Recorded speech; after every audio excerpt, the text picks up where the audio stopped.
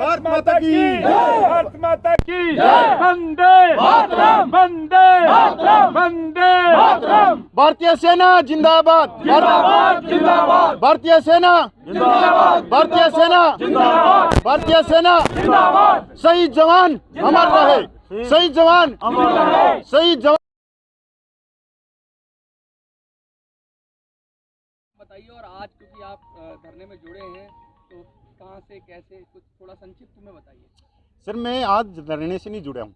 मैं पेंशन आया था 2014 में, और मैं दिल्ली से ही, हमारा जो पेंशन आया मैं दिल्ली से ही आउट हुआ था, तो मैंने यहाँ पे बैग रखा था। मैं घर पे नहीं गया था, मैं यहीं पे आया था। सबका सैनिक संघर्ष कमेटी का अगस्त 2014 में यहाँ पे एक आंदोलन चल रहा था, तो मैं घर की बजाय मैंने यहाँ पे अपना बैग रखा था रिटायरमेंट होने के बाद में। उस दिन से धरने के लिए हम दिन रात एक किए हुए, मतलब 9.5 साल के करीब हो गया, और देश की अलग अलग जगह में गए हैं, अलग अलग अपने जवानों को जागरूक किया है, और इसके लिए बहुत कठोर परिश्रम किया हमने। अब क्या लगता है आपको, जो आपका परिश्रम है उसमें कुछ रंग ला रहा है परिश्रम, और जवान तो जुड़ रहे हैं लेकिन सरकार पे कुछ असर पड़ रहा है? सरकार के सर, मैं एक सीधी सी एक देसी भाषा में बात कहूँ तो एक कब्जी है, वो बहुत पुरानी कब्जी है, और वो कब्जी अब की बार हम तोड़ने का प्रयास कर रहे, और टूटेगी ऐसा नहीं है। क्योंकि कोई भी बच्चा परीक्षा में बैठता तो 1 साल लगता उसको उत्तीर्ण करने में, परीक्षा पास करने में। तो आज तो हमारा 11 दिन हुए हैं, तो 9.5 साल मेरे को ओली और सबका सैनिक संघर्ष कमेटी को आज 14 साल के करीब हो गई। तो उसमें सबसे बुजुर्ग जो हो 90 साल के हैं, सूबेदार प्रगट साहब, जब वो आज तक नहीं हार माने तो हम इतनी जल्दी कहाँ हार माने। और वैसे भी हम जवान हैं सर, बॉर्डर के ऊपर जब खड़े रहते हैं तो दुश्मन के हम छक्के छुड़ा देते हैं। क्या कहना चाहते हैं आप? ये कहना चाहते हैं कि ऑफिसर नेतृत्व नहीं करेगा, जवान का जवान ही नेतृत्व करेगा, ये कह रहे हैं? बिल्कुल सर, देखो ऑफिसर और जवान एक सिक्के के 2 पहलू हैं। वो हमारे ही भाई हैं, हमारे परिवार से गए हुए। पर एक आप ये देखो कि एक जो फुटपाथ के ऊपर जो मूंगफली बेचता है रेहड़ी में, उसका लड़का अगर IPS IAS बन जाता है, और तो वो क्या उसकी यूनियन में काम करेगा? क्योंकि उसकी जो भौगोलिक स्थिति है वो बिल्कुल अलग है। और जो चपरासी है या आप MCD के अंदर जो सफाई कर्मचारी है, वो चतुर्थ श्रेणी की है। अभी वो चतुर्थ श्रेणी के जो कर्मचारी हैं IPS IAS, क्या उनको अपनी यूनियन में लेंगे? नहीं लेंगे।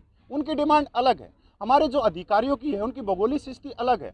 हमारी कोई उनसे विरोध विवास नहीं है, वो अपनी कोई भी मांगे मानो, पर हम अपनी मांगे खुद लेके जाएंगे सरकार को। क्या जवान सक्षम है अपनी मांगों को सही तरीके से रखने में? अब आपको क्या लगता है? 20 फरवरी का ये नेतृत्व हुआ जो हजारों की संख्या में देखा, आप लोगों ने देखा होगा पिछले दिनों में, जो एक रिकॉर्ड तोड़ था। नेतृत्व भी जवान JSOs ने किया, रिटायर्ड वालों ने, और बड़ा ही शांतिपूर्वक किया। रह गई आलोचना की बात कि हमने उस चीज़ को भी, आलोचना भी आज तक हमने दबा के रखी है।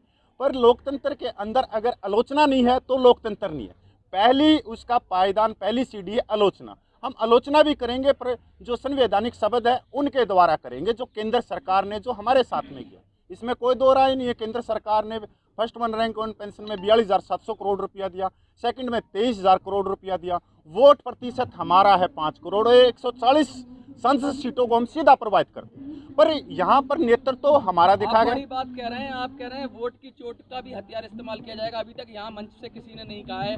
आपने जो बात कही है कि भाई 5 करोड़ के लगभग वोटर हैं और वोट की चोट का भी इस्तेमाल करेंगे दबाने के लिए, ये पहली बार आपने कहा है। बिल्कुल बिल्कुल सर, आप लोगों ने पता होगा 15 सितंबर 2013 को एक रैली हुई थी रेवाड़ी के अंदर। उस समय के पूर्व मुख्यमंत्री गुजरात, उनको बुलाया गया था, और वहाँ पहली सीढ़ी थी इस देश के अंदर जहाँ से प्रधानमंत्री का दावेदार का नाम निकला। उसमें आप देखोगे कि जवान थे 5 लाख। स्टेज पे कोई भी हमारा जवान नहीं था।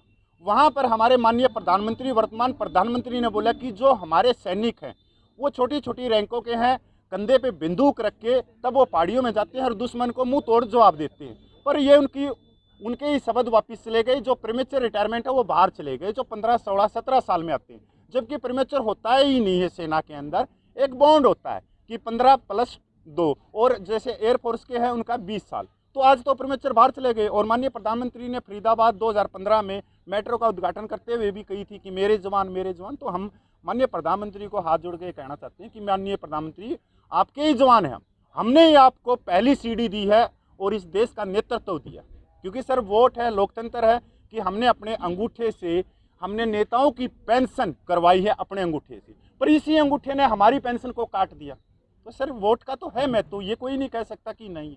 आप क्या कहना चाहेंगे इस पूरे परिप्रेक्ष्य में कि अब जो पॉलिटिकली अगर इसको कहेंगे तो राजनीतिक दबाव भी डाला जाएगा। 5 करोड़ के करीब जवानों के परिवार और सब मिला के वोट हैं, ऐसा कहा तो क्या वो भी आप तरीका इस्तेमाल करेंगे?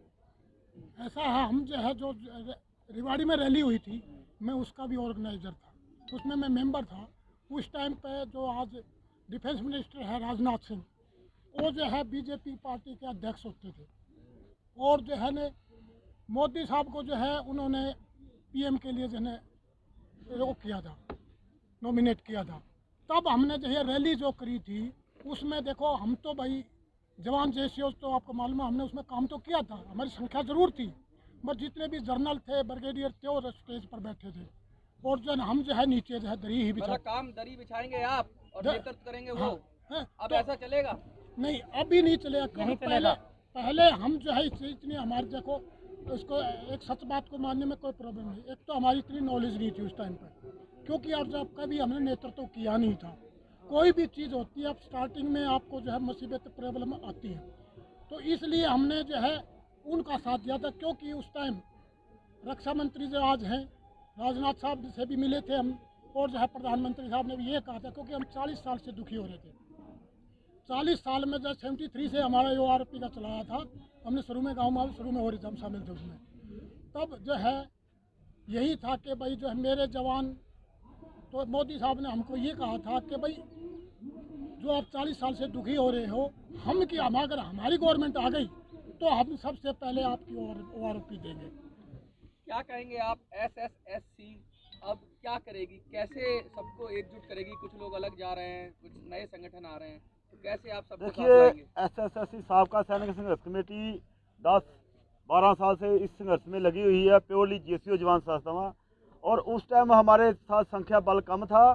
और अभी आपने 20 तरीक को देख लिया कि पूरे देश के कोने कोने तो जड़ियाँ JCO जवान संस्थावां ने हमारी सपोर्ट में आईया ने, और उसके बाद जो धरना लिया कि कंटिन्यू धरना प्रदर्शन चलेगा। और हमारे को उम्मीद है, अभी हमने आप पहले बोला भी एक कंटिन्यू चलना है, 1 महीना 2 महीने, कभी भी कितना भी चल सकता है, 9 महीने भी चल सकता है। इसके बीच में जो भी हमारी जड़ी कमेटी बनी है सांझी, वो जो फैसला लेगी, क्या कोर्स ऑफ एक्शन देना है, टाइम टू टाइम हम बड़े बड़े कोर्स ऑफ एक्शन करते रहेंगे। ये नहीं है कि जहाँ पर हमने बैठे रहना है, हमने साथ साथ ये तो हमारा जहाँ वर्कशॉप है, जहाँ ट्रेनिंग सेंटर है, और मैंने बताया कि जहाँ से हम ट्रेनिंग दे देंगे भेजेंगे, उधर जाके बटालियाँ खड़ी करेंगे अपने अपने इलाके में लोग। और जैसे ही लोग जागरूक हो जाएंगे, अभी भी ज़्यादा जागरूक नहीं है, अभी भी अधिकारियों के पीछे लोग लगे हुए हैं ज़्यादातर, और उनको जब अभी इतना बड़ा धोखा हो गया, तो अभी वो भी फील कर रहे हैं कि हम अधिकारी संस्थाओं को छोड़ के हमारे साथ आ रहे हैं। हमारे को पूर्ण विश्वास है कि साबका सैनिक संघर्ष कमेटी का पूरे देश ने हमारे ऊपर विश्वास जताया है, और हम भी विश्वासघात नहीं करेंगे, जैसे हमारे जनरल सुबीर ने हमारे साथ विश्वासघात किया। ये हम देश को। इसमें एक बात और भी है, मेरी 13 मुलाकात हुई है माननीय रक्षा मंत्रियों के साथ में, और वर्तमान जो रक्षा मंत्री है श्री राजनाथ जी से मेरी 1.5 महीने पहले मुलाकात हुई थी। बड़े सौहार्दपूर्ण वातावरण में हुई, और उन्होंने अच्छा समय दिया, उसके लिए मैं धन्यवाद करता हूँ। पर उन्होंने एक चीज़ हमारे को बोली, आपका संख्या बल का वहीं पे, क्योंकि उनको ये मालूम था कि जो जवान हम आए हैं 5 आदमी, और पूरे देश में 28 लाख पूर्व सैनिक हैं, तो मैंने उनको बताया था कि संख्या बल भी दिखाएंगे, पर जो आज की गति चल रही है वो बहुत अलग चल रही है। और आज भी हम माननीय प्रधानमंत्री पे विश्वास कर रहे हैं। विश्वास करने का कारण क्या है? आपने पूर्व मुख्यमंत्री भी थे वे, तब भी वो बॉर्डर पे जाते थे और भाई लड्डू खिलाते थे, जवानों के साथ में फ़ोटो खिंचवाते हैं, जवानों के साथ में घुल मिल के रहते हैं। तो अभी भी हमारे जो सूबेदार मेजर SP गोसल साहब ने 3-4 दिन पहले मीडिया को बताया था कि हमने न्योता भेजा है माननीय प्रधानमंत्री को कि वो लड्डू लेके आएँ और होली पे या हमारे साथ में बनाएं। तो अभी हमारे को विश्वास है कि जो हमारे वर्तमान जो प्रधानमंत्री है वो हमारी बात को सुनेंगे। बहुत बहुत थैंक यू।